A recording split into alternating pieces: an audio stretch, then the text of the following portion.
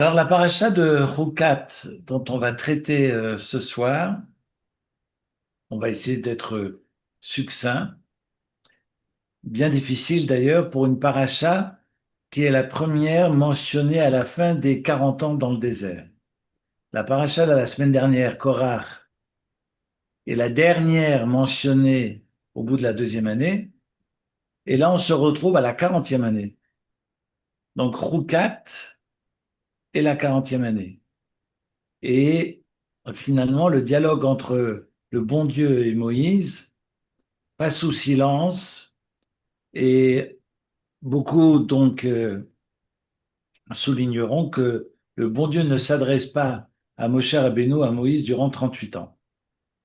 La première fois où le bon Dieu va s'adresser à Moïse, eh ben c'est là, Mhm.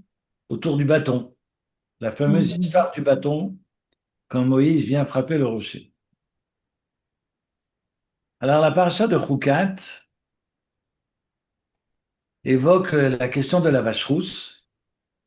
C'est le début de la paracha, et Dieu parle à Moïse et à Aaron en disant, voici la loi de la Torah que Dieu ordonne en disant, tu parleras aux enfants d'Israël, ils prendront une vache rousse, intacte, entière, sans aucun défaut, etc., etc.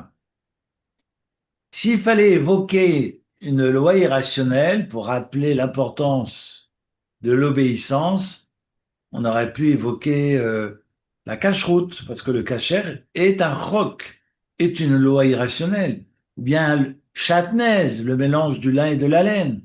On a beaucoup de chukim, de lois irrationnelles, qui signifient, qui n'ont pas de raison objective mentionnée dans le texte autre que l'ordonnance de Dieu, que c'est Dieu qui me l'ordonne, Xerat Amelechu, c'est le décret du roi. Et pourquoi cette loi de Paradouma et pourquoi pas une autre loi? Et de surcroît, la question qu'on peut aussi se poser, c'est comment se fait-il que l'on évoque la question, la loi de la vache rousse, et que le texte nous dise, Zot Rukat, voici la loi HaTorah, et pas la loi HaPara, de la vache. Para, c'est une vache. Pourquoi Rukat HaTorah et pas Rukat HaPara?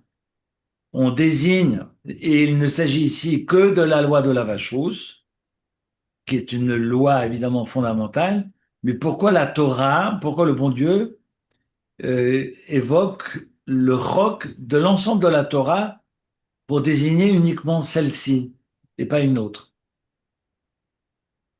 De surcroît, ce texte n'a pas été historiquement ordonné à ce moment-là, à la 40e année. Et on le sait, d'après le texte, que la loi de la vache rousse a été mentionnée à Mara, tout de suite après la traversée de la mer Rouge. On est dans le texte de l'Exode, on est au chapitre 15, et je vous lis le texte du chapitre 15 dans l'Exode. Voilà que Moïse fit partir le peuple de la plage des joncs, et ils débouchèrent dans le désert de Chour, où ils marchèrent 3 jours sans trouver d'eau. Ils arrivèrent à Mara. Or, ils ne purent boire l'eau de Mara parce qu'elle était trop amère. C'est pourquoi on nomma ce lieu Mara. Et le peuple se plaint contre Moshe, contre Moïse, disant, qu'allons-nous boire? Et Moïse implore le Seigneur, et celui-ci lui montre un bois. De quel bois s'agissait-il? Grande question. Qu'il va jeter dans l'eau. Et ce bois était amer, et l'eau était amère, et l'eau devint subitement potable. C'est alors que Dieu lui imposa un principe et une loi, et c'est alors qu'il le mit à l'épreuve. C'est marqué, Vaïm teku amaim, et les eaux furent douces, Sham sam lo choku mishpat, Vesham nisaou. De là, nos sages déduisent, de la fin du chapitre 15 de l'Exode, que c'est juste après La traversée de la mer Rouge, quand le peuple arrive à Mara, d'ailleurs on peut se demander pourquoi à Mara, parce qu'après ils arrivent dans les oasis, il y a de l'eau, il y a une source pour chacune des tribus. Pourquoi s'arrêter à Mara et pourquoi leur enseigner la vache rousse à ce moment-là? Et donc, d'après nos sages, dans le Talmud, on est dans le traité de Sanhédrin, on rappelle que à Mara, ils vont apprendre 10 lois.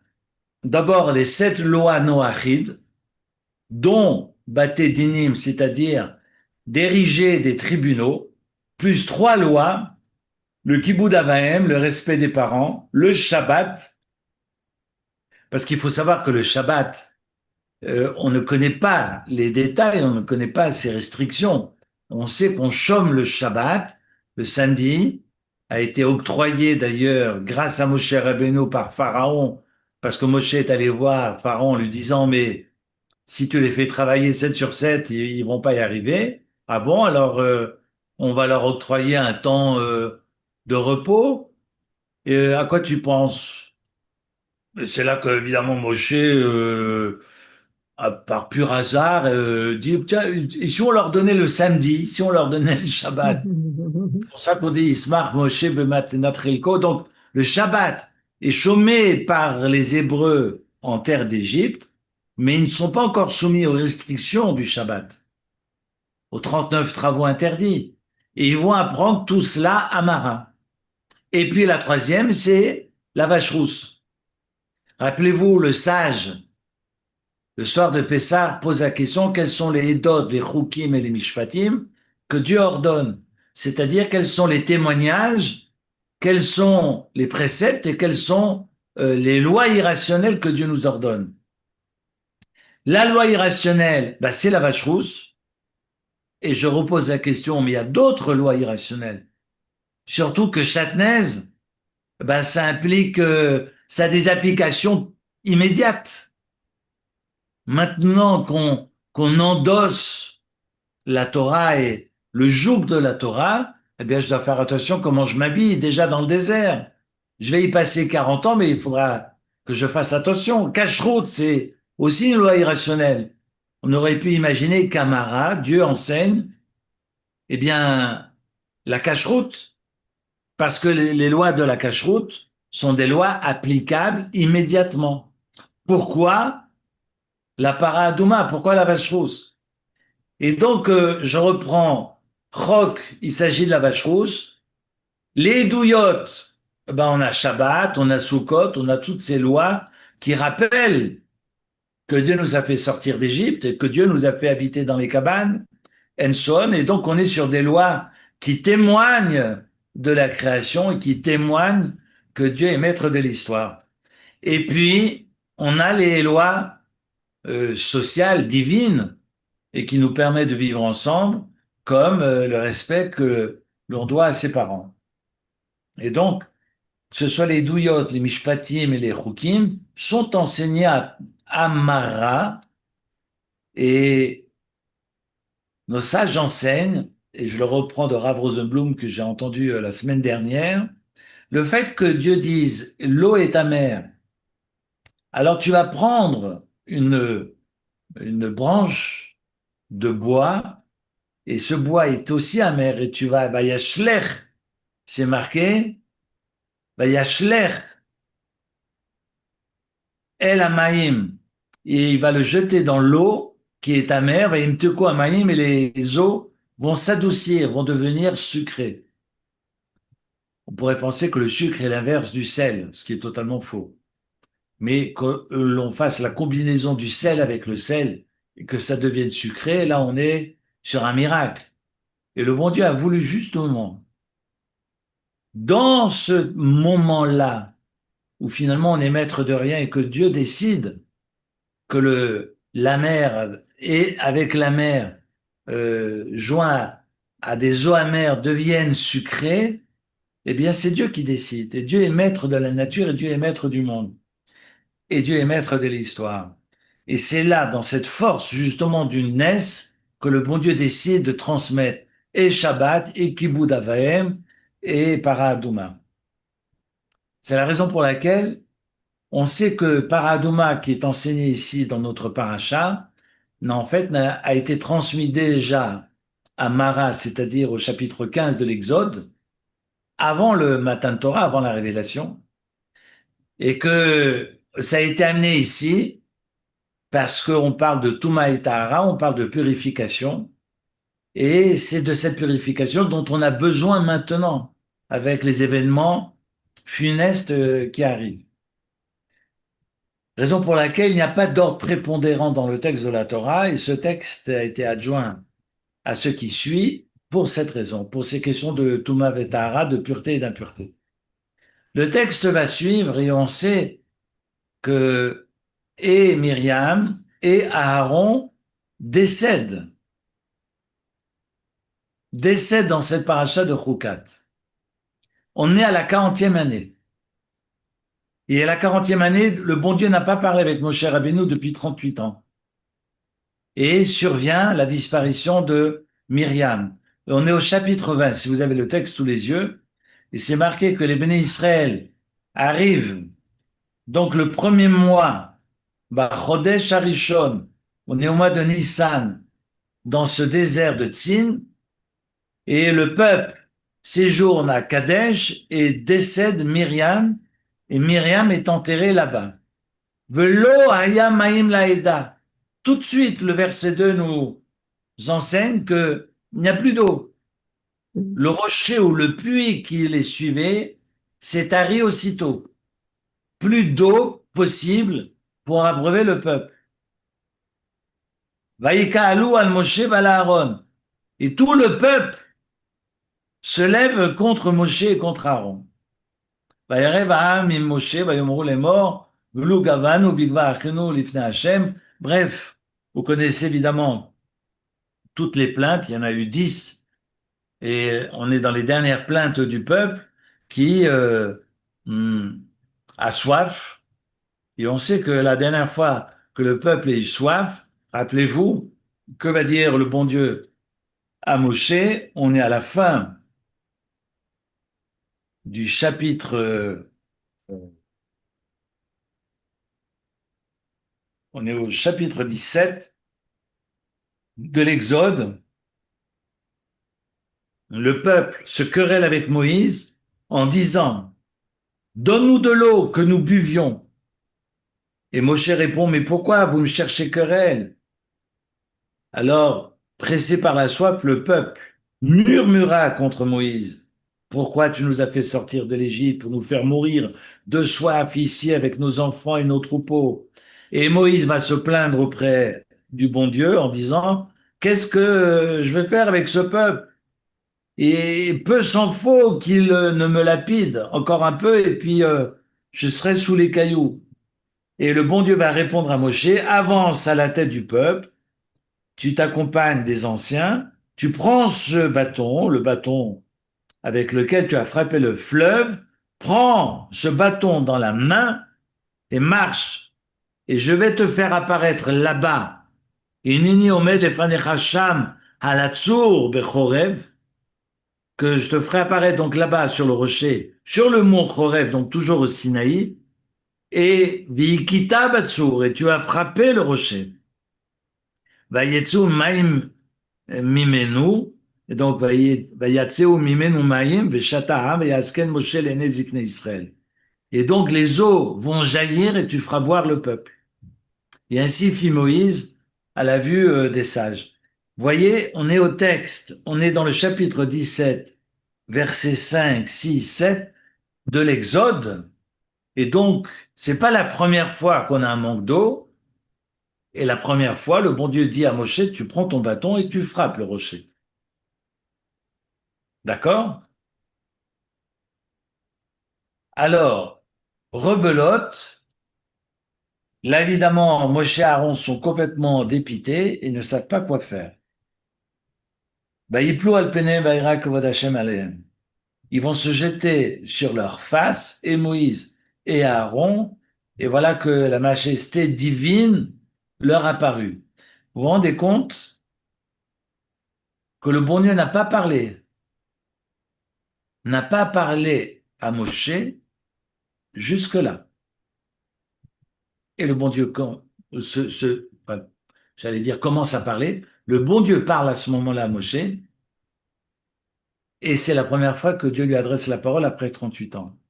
Et le bon Dieu dit, Kach et amate, prends le bâton, va quel est Aïda, et tu vas rassembler le peuple, Ata et Aaron, toi et ton frère Aaron, vedi bartem el Asela, vous parlerez au rocher l'Enem à leurs yeux, venatan memav, et ce rocher donnera ses eaux, E-A-U-X, Votzeta-la-Emaim, Minasela, et vous ferez sortir de l'eau du rocher, Vishkita et Taïda Beiram, et tu donneras à boire, c'est important, tu donneras à boire au peuple et à leurs troupeaux.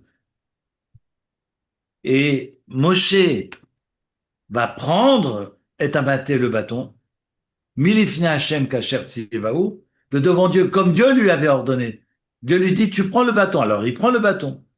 Vayakilu Moshe, alors je vais vous le traduire directement. Et Moshe et Aaron rassemblent tout le peuple devant, à la face du rocher. Et Moïse leur dit, Shimuna, Hamorim, écoutez de grâce, bande de rebelles. Amina Selazé, est-ce que c'est de ce rocher-là que nous allons faire sortir de l'eau? Et Moshe lève son bâton, lève son bras, donc il lève son bâton, il frappe le rocher de son bâton 2 fois, c'est intéressant, la Torah précise, 2 fois, et beaucoup d'eau sortirent, et le peuple et leurs troupeaux vont boire de par eux-mêmes. Pas techt. C'est pas Vihishkita et tu les abreuves, va techt, et ils ont bu. Et là, Dieu se fâche. Verset 12. Dieu dit à Moshe et à Aaron, Lo ematembi, vous ne m'avez pas cru, vous n'avez pas eu la émouna en moi, et vous m'avez pas sanctifié aux yeux du peuple. C'est la raison pour laquelle vous êtes condamnés ou on n'entrerait pas en Israël. Fort de café, comme on dit aujourd'hui. Et comme je disais Shabbat, si c'est moi qui frappe, si c'est vous qui frappez, euh, et que l'eau jaillit, évidemment, vous avez les lauriers de César, et puis surtout, vous avez votre nom dans toutes les Bibles du monde. Donc, donc est-ce une faute? Est-ce pas une faute? C'est une faute parce que le bon Dieu se fâche, se met en colère contre Moshe et Aaron. C'est un texte difficile. C'est un texte difficile à entendre. Et puis, il y a beaucoup de questions. D'abord, comment se fait-il? L'eau disparaît donc après la mort de Myriam. Comment se fait-il que Dieu dise, prends ton bâton et parle au rocher? C'est comme si je vous disais, vous prenez votre sandwich au lard et puis mangez la carotte qui est sur la table. Non, mais si j'ai un sandwich au cochon dans la main, et que je vous demande de manger la carotte, ça va être difficile de manger la carotte sans toucher au sandwich que vous avez dans la main. Enfin, bonjour la tentation. C'est vrai que j'ai une tentation, mais enfin, tentation en un mot. Mais c'est vrai que bonjour la tentation, Jerry, il est tenté parce que le bon Dieu lui dit, tu prends le bâton dans la main et puis il va parler au rocher. Et que fait Moshe? D'abord, il se fâche. Vous êtes des rebelles, vous êtes insupportables. Et puis il frappe. Et puis la première fois, nous dit Rachi, il y a quelques gouttes d'eau qui sortent. Non, non, ça, je veux plus d'eau. Et il frappe encore une deuxième fois. Et là, ça jaillit. C'est le jet d'eau de Genève et tout le monde va boire. Et Dieu dit, si c'est comme ça, tu n'entres pas en Israël. Alors moi, je me suis arrêté, et c'est la raison pour laquelle je vais pas reprendre in extenso, enfin tout ce qu'on a partagé Shabbat avec les uns et les autres, mais c'est vrai que le texte du Ramban de Nachmanide, auteur, commentaire de la Torah décédé en 1270, j'aime beaucoup le Ramban, mais en tous les cas, il est très prolixe autour de cette question. Et puis il est embêté avec ceux qu'avancent les uns et les autres et il les remet en question systématiquement. Il ne fait de cadeau à personne, le Ramban. Alors j'ai la traduction, parce que j'avais pas la traduction ce Shabbat. Je vous ai fait la lecture et la traduction, mais on va gagner du temps ce soir. Je vous lis quelques passages de Nachmanide. Je ne sais pas si ces réponses vont vont vous contenter ce soir, mais en tous les cas, évidemment, c'est le Ramban. Il va proposer plusieurs lectures. Et moi, je me suis arrêté sur une lecture. Évidemment, personne ne détient la vérité, il n'y a que le bon Dieu qui est vérité. Ce que je vous propose, c'est de tenter d'essayer de comprendre ce qui se trame dans cette relation entre Moshe et le bon Dieu. Alors, le texte nous enseigne,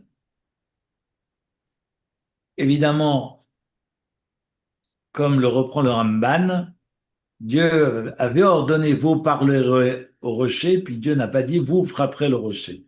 Et c'est ce que la première explication qui nous vient à l'esprit, évidemment, c'est celle de Rachi, qui dit c'est normal qu'il est condamné parce qu'il a frappé alors que Dieu lui avait demandé de parler. Et raison pour laquelle vous m'avez pas sanctifié de par mon ordre, et donc vous êtes condamné et n'entrerez pas en Israël. Imaginez, comme dit Rachi, si déjà ce rocher qui n'entend pas et qui ne parle pas se conforme aux ordres de Dieu, à plus forte raison qu'on doit imiter le bon Dieu et qu'on doit obéir et que si Dieu nous parle, il nous demande de parler au rocher, on doit parler aussi à notre tour. Alors, évidemment, cette explication ne convient pas au Ramban et il écrit très clairement parce que, comme dit le Ramban, le bon Dieu dit à Moïse, tu prends le bâton. Évidemment, si tu prends le bâton, ça sous-entend que tu dois utiliser le bâton et tu dois l'utiliser pour frapper. Et on le voit qu'à chaque fois, le bâton a été utilisé, que ce soit pour le transformer en serpent, que ce soit pour ouvrir la mer Rouge, le bâton a été toujours objet de tous les miracles, de tous les événements que le peuple a traversés. Donc, ça ne convient pas du tout au Ramban et il essaye de se tourner vers l'explication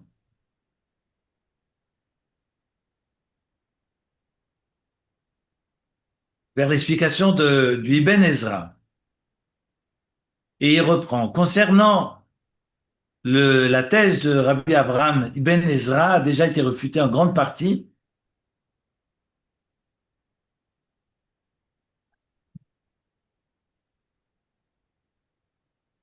Alors je cite, ça sera plus simple.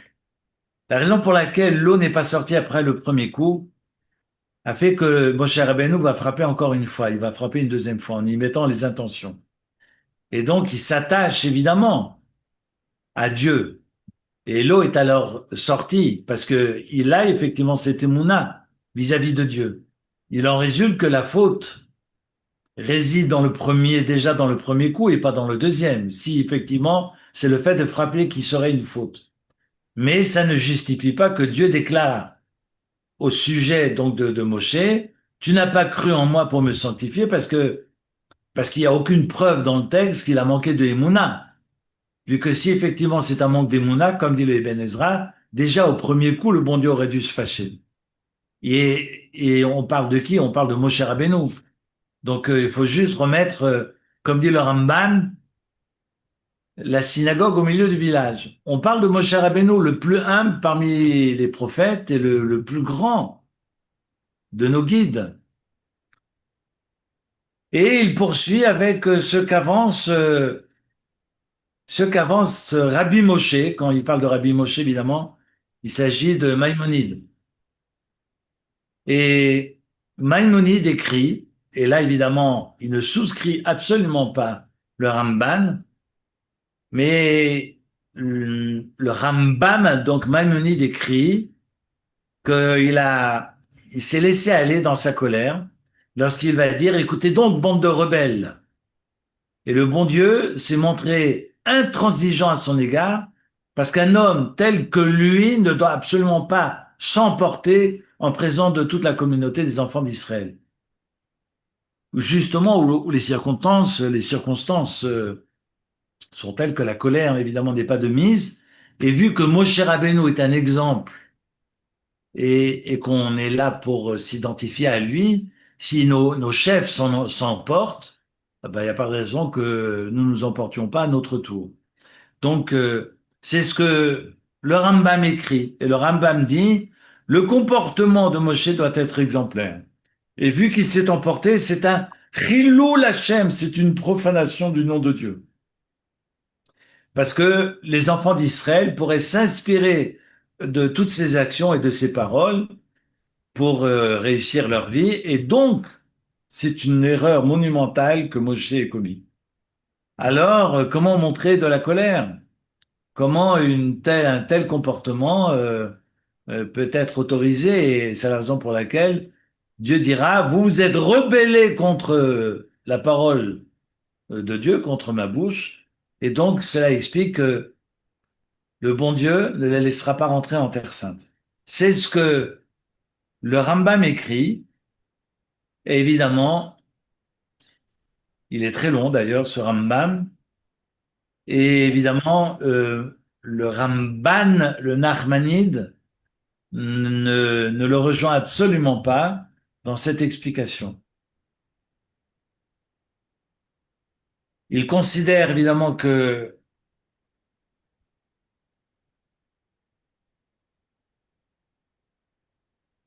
il y a eu d'autres moments de surcroît où le peuple s'est rebellé et Moshe a dû faire face et le bon Dieu ne s'est pas fâché contre Moshe.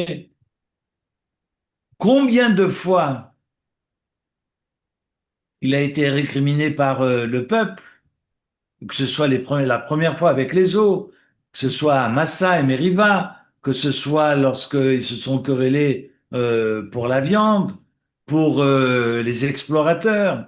Et à chaque fois, eh bien, Moshe Rabbeinu fait face, et quand le maître Moshe Rabbeinu s'emporte contre le peuple, le bon Dieu ne le reprend pas. Pourquoi Dieu le reprendrait ici? Raison pour laquelle, d'après le Ramban, ça ne joue absolument pas. Et puis,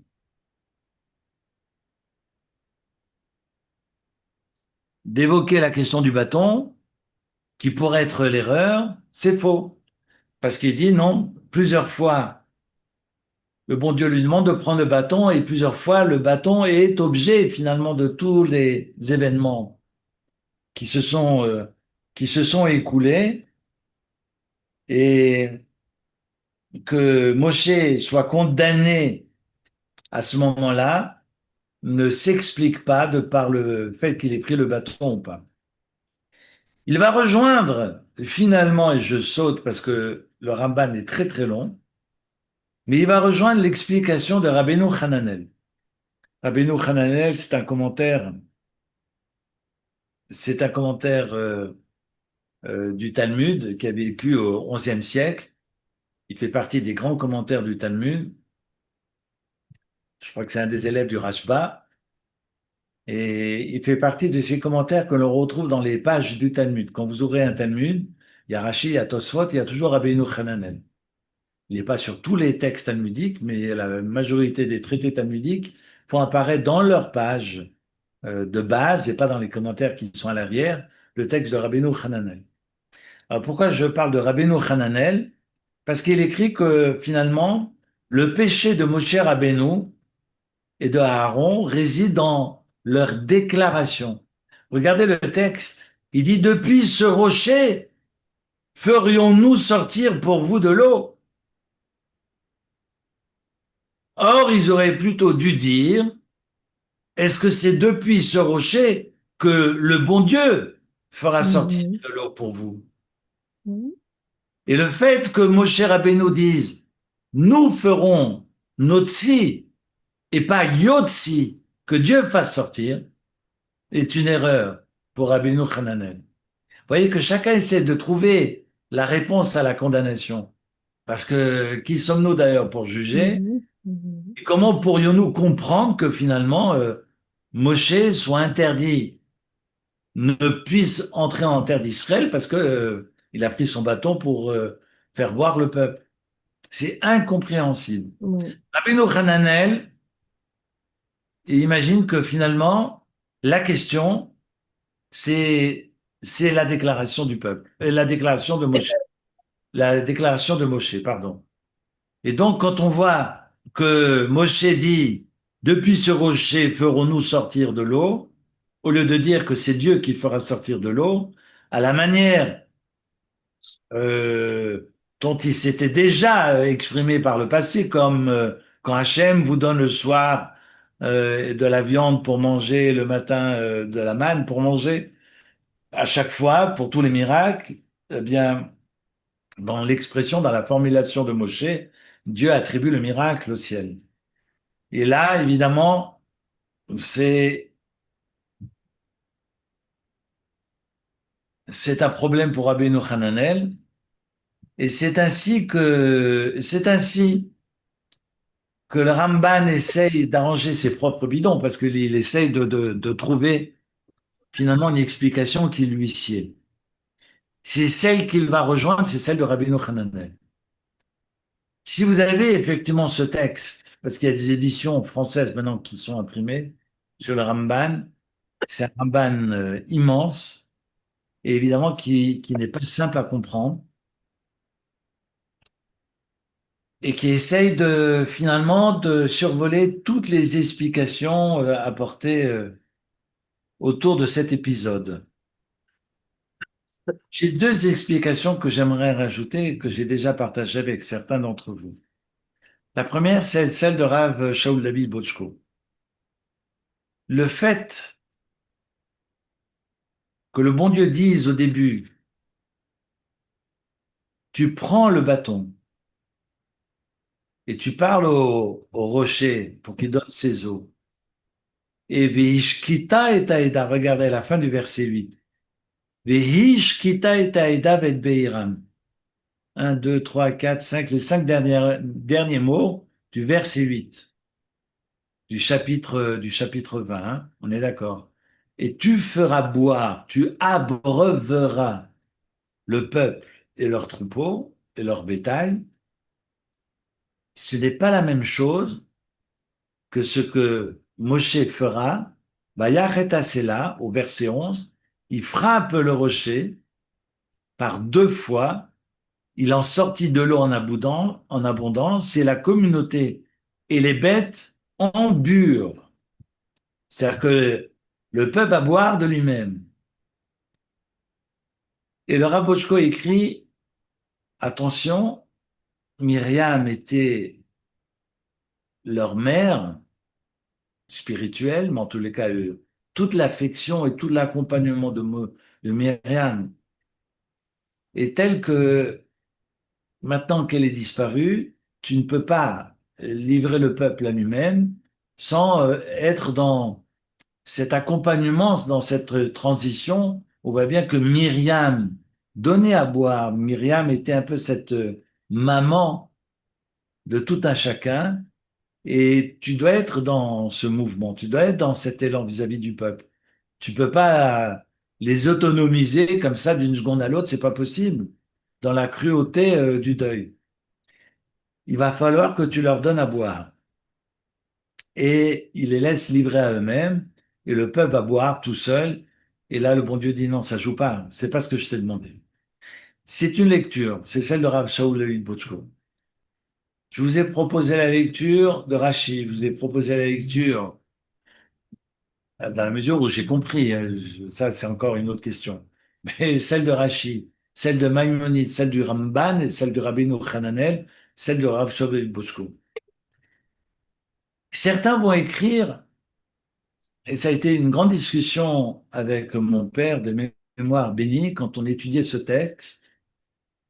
Et je reprends des explications du Netziv, du Meshech Chochma. peut-être que Moshe ait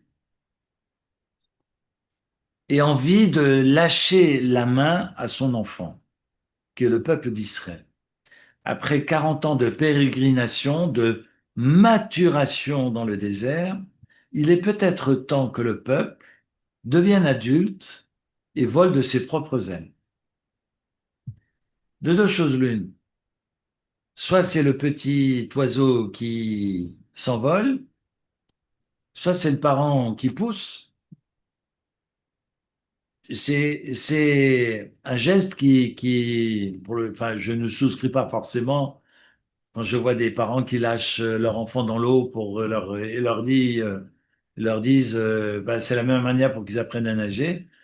J'imagine que la moitié coule au fond. Bon, enfin bref, ça je me suis toujours posé la question si c'était la meilleure méthode pour apprendre à nager, mais comment est-ce que finalement, et c'est la question de fond, comment j'autonomise l'enfant? Et je réfléchissais avec mon père quand j'étais gamin sur cette question, et peut-être que Moshe va volontairement frapper le rocher. Moshe frappe volontairement parce qu'il sait qu'en frappant, il ne les accompagnera pas en Israël, mais il les force à devenir adultes, parce qu'il va falloir maintenant devenir autonome. Moshe est un maître. Moshe n'est pas déifié, Dieu préserve, chas v'shalom. Moshe n'est même pas un média, c'est un accompagnateur. C'est important que le maître, si c'est un rave digne de ce nom, ben, rende autonome ses élèves. Le maître est un maître qu'à partir du moment où il est dépassé par ses élèves. C'est le propre du rave. Le rave, il est là peut-être pour vous dire comment respirer la première fois, mais s'il continue à vous dire comment vous devez nouer vos chaussures et comment faire votre café le Shabbat, ça devient un gourou, c'est plus un rabbin. La question du maître n'est pas une question simple. Et je me souviens que c'était des discussions que j'avais eues en son temps avec mon propre père. On voit un Moshe peut-être qui volontairement frappe le rocher pour obliger le peuple finalement à tracer son chemin de par lui-même, entrer en Terre Sainte, retrousser ses manches. Maintenant, j'aimerais terminer, si vous êtes d'accord, avec un texte qui m'a beaucoup ému et dont je vous ai parlé. Je l'ai lu ce Shabbat. C'est un texte du Rav Sachs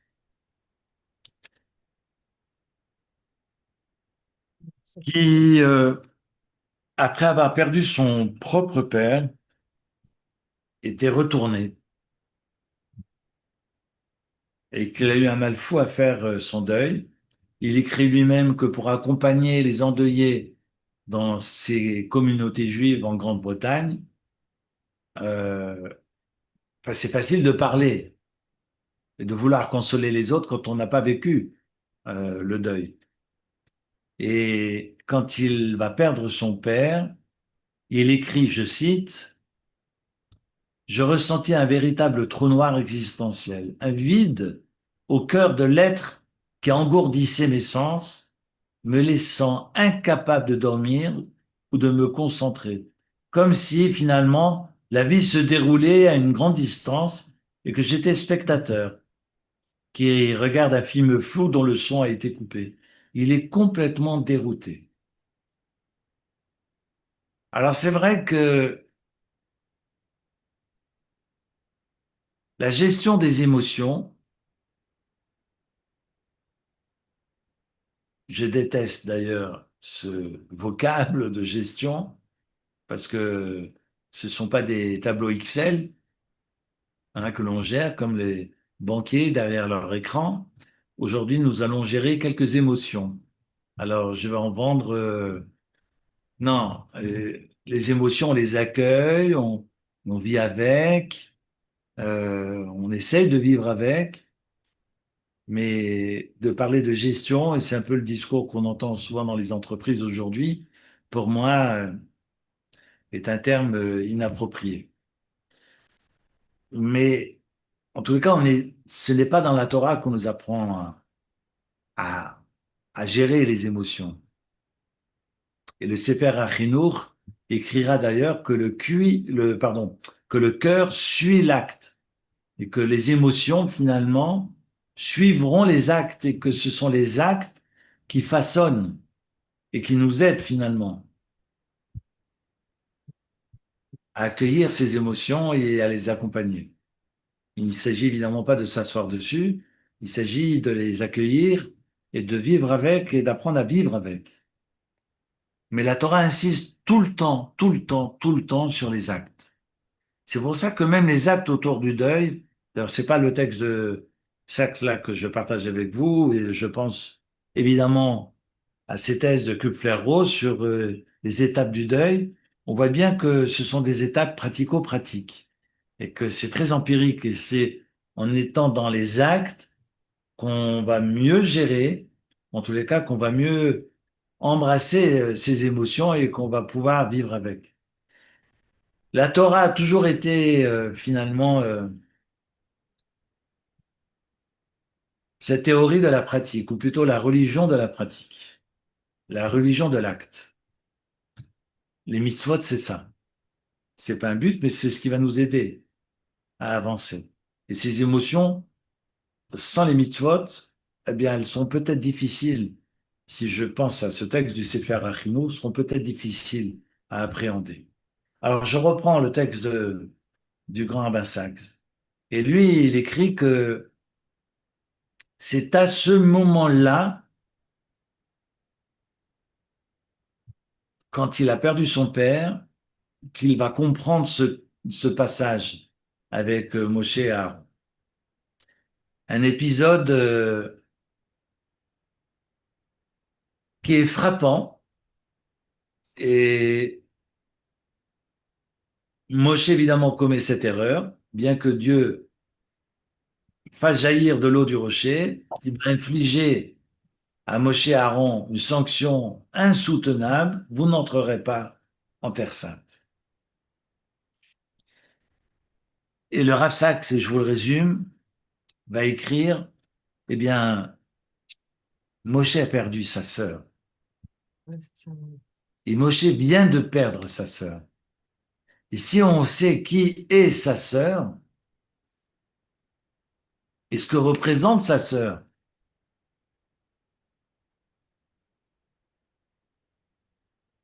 je cite, elle avait veillé sur son sort dès sa naissance, et quand il avait été placé dans un panier flottant sur le Nil, elle avait eu le courage et l'initiative de parler à la fille de Pharaon et suggérer qu'il soit allaité par une nourrice hébreu, comme par hasard. Il va prendre donc l'enfant et va l'amener à Yocheved, à sa mère, réunissant ainsi Moïse et sa mère et garantissant qu'il grandirait en sachant qui il était et à quel peuple il appartenait. Grâce à qui? Grâce à Myriam. Moshe sut qu'il était hébreu, qu'il était juif, grâce à Myriam. C'était grâce à elle qu'il connaissait finalement son identité. Sans Myriam, il ne serait jamais devenu le visage humain de Dieu pour le peuple d'Israël. Le libérateur, le prophète, le maître. En la perdant, il ne perd, il ne perd pas seulement une sœur, il perd l'assise de sa vie. Et face à un deuil aussi cruel, eh bien, ça m'a secoué de le lire dans ce texte de Rav Sachs. On peut imaginer un Moshe dérouté par le deuil, qui entend à peine ce que le bon Dieu est en train de lui dire. Et d'ailleurs, c'est la première fois que Dieu lui a réadressé la parole. Et dans son deuil, on perd le contrôle de ses émotions. Et je cite, on se met en colère alors que la situation exige du calme. On frappe quand on devrait parler. Et on parle quand on devrait garder le silence. On est tous pareils quand on est dérouté. Même lorsque Dieu dit ce qu'il faut faire, on n'écoute qu'à moitié. On entend les mots, mais ils n'entrent pas. La même chose, il rappelle d'ailleurs ce qui s'est passé entre Joseph et son père. Joseph qui était dans la mélancolie, c'est au moment où il va prendre les bonnes nouvelles que la Shrina reviendra. Mais il a la même, finalement, la même affliction et est incapable d'entendre ses enfants. Moïse, près du rocher, n'était pas tant un prophète qu'un homme qui venait de perdre sa sœur. Il était inconsolable et ne se contrôlait plus. Lui, le plus grand des prophètes, était aussi un être humain. Il le montra rarement, autant que dans ces circonstances. Et j'aimerais finir avec sa conclusion, si vous me permettez, parce que je le fais jamais, mais c'est du saxe. Je ne peux pas vous le résumer, je suis obligé de le lire. Très subtilement, la Torah mêle loi et récit. La loi d'abord, parce que Dieu apporte le remède avant la maladie. Myriam meurt. Moïse et Aaron sont accablés de douleur. Moïse, un moment, ne se maîtrise plus. Il est rappelé aux deux frères que eux aussi sont mortels et mourront avant d'entrer dans le pays. Tel est, comme dit Maïmonide, le chemin du monde, l'ordre des choses. Nous sommes des âmes incarnées. Nous sommes des êtres de chair et de sang. Nous vieillissons. Nous perdons ceux que nous aimons. En apparence, nous luttons pour garder de la contenance, mais finalement, à l'intérieur de nous, nous pleurons. La vie continue. Et ce que nous avons commencé, d'autres le continueront. Ce que nous aimions et que nous avons perdu continue à vivre en nous, comme nous continuerons à vivre en ce que nous aimions. Car l'amour est aussi fort que la mort, et le bien que nous faisons ne meurt jamais. Amen, c'est très beau ça. Et Reftov, Attends. je vous D'accord, remercie et je vous laisse merci avec beaucoup. Ah ouais, ah ouais, c'est trop bien, ouais, merci. Ouais. Rabat. Bonne Merci continuation infiniment. et à lundi prochain si vous êtes d'accord. Merci beaucoup, Eric. C'était vraiment très intéressant. Merci Merci. infiniment. Rabat. Voilà.